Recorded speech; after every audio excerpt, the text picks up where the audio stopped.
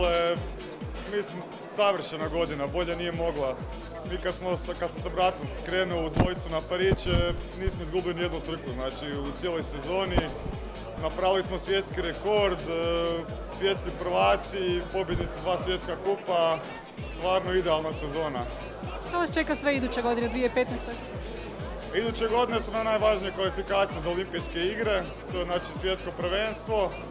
Imamo tu još europsko prvenstvo, 3 svjetska kupa, imamo za što raditi. Medalju imate, sad s bratom, kakvi su planovi za Rio? Pa medalju imamo, naravno prvo moramo izboriti Rio, što nama na svu sreću neće biti neki problem. I planovi su da osvojimo zlato u Riju, to je stvarno najveći plan, to je jedno što nam fali i radimo svaki dan da to napravimo. Bili ste u Londonu, jeste osjetili taj duh olimpizma, kako ste ga vi doživjeli, osim medalja, sve ovo drugo?